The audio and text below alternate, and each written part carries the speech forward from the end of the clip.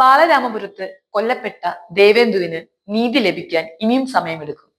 കഴിഞ്ഞ മാസം 30-നാണ് കേസിനാസ്പദമായ സംഭവം നടന്നത്.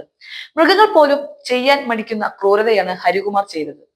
അച്ഛന്റെ കൂടെ കിടന്നുറങ്ങുകയായിരുന്നു 2.5 വയസ്സുകാരി ദേവേന്ദു. ഉണരുന്നത് പക്ഷേ വെള്ളത്തിലായിരുന്നു. തുടർന്ന് ശ്വാസകോശത്തിൽ വെള്ളം കയറി ദേവേന്ദു മരണപ്പെട്ടു. സംഭവം നടന്ന കുറച്ചു സമയം കൊണ്ട് തന്നെ പ്രതി ദേവേന്ദുവിന്റെ അമ്മാവൻ ഹരികുമാർ ആണെന്ന് പോലീസ് കണ്ടുപിടിച്ചിരുന്നു. എന്നാൽ ഇപ്പോൾ നടക്കുന്ന സംഭവങ്ങൾ പോലീസിനെ ഒന്നുകൂടി കുഴക്കിയേക്കാം.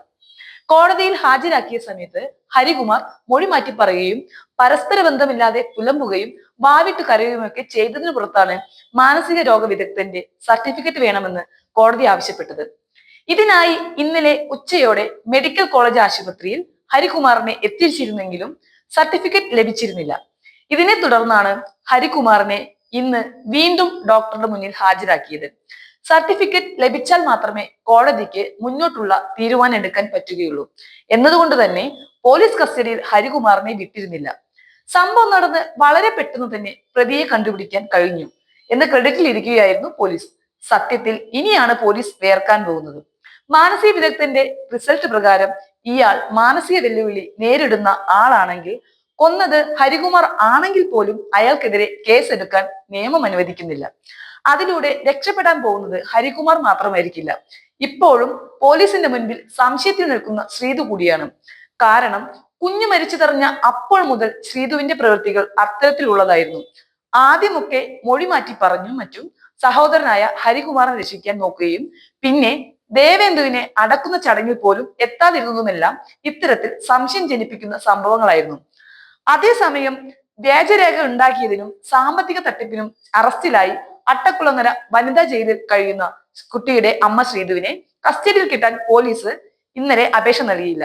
ദേവസ്വം ബോർഡിലെ ഡ്രൈവർ ജോലിയുടെ നിയമന ഉത്തരവ് നൽകി ബാലരാമപുരം നെല്ലിവിള സ്വദേശിയായ കെ ഷിജുവിൽ നിന്നും 10 ലക്ഷം രൂപ വാങ്ങിച്ചു എന്ന പേരിലാണ് ശ്രീതു റിമാൻഡിൽ കഴിയുന്നത്.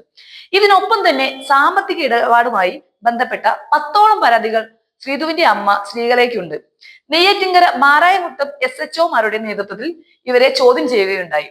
ഒരു കുടുംബം മൊത്തത്തിൽ കളവിനും ചതിക്കും വേണ്ടി ജീവിക്കുന്ന കാഴ്ചയാണ് നമ്മൾ കണ്ടത്. പക്ഷേ ഇതിലൊക്കെ പെട്ടുപോയത് ആ പാവം പിഞ്ചു കുഞ്ഞാണ്. അതെന്ത് പിഴച്ചു? പോലീസ് അന്വേഷണത്തിന്റെ പല ഭാഗത്തും ഹരികുമാർ കുഞ്ഞിനെ ചുമലിലെറിഞ്ഞും മറ്റും മൃഗീയമായി ഉപദ്രവിക്കുന്നതിനെ കുറിച്ച് പറഞ്ഞിട്ടുണ്ട്. നാട്ടുകാരിൽ പലരും ഇതിനു സാക്ഷിയുമാണ്. അങ്ങനെയെങ്കിൽ കൊല്ലപ്പെടുന്നതിന് മുൻപും പലതവണ ആ കുഞ്ഞ് തീവ്രവേദന അനുഭവിച്ചിട്ടുണ്ട്. കൊന്നതും കൂട്ടുനിന്നതും ആരായാലും കേരള മനസാക്ഷിയെ ഇത്രയും വിഷമിപ്പിച്ച സംഭവം അടുത്തുണ്ടായിട്ടില്ല. സ്വന്തം രക്ഷിതാക്കളുടെ ഭാഗത്തു നിന്നും ആ കുഞ്ഞിന് നീതി ലഭിച്ചിട്ടില്ല. ഇങ്ങനെയാണ് നിലവിലെ സാഹചര്യമെങ്കിൽ നിയമം പോലും ദേവേന്ദുവിന് നേരെ കൈമലർത്തും.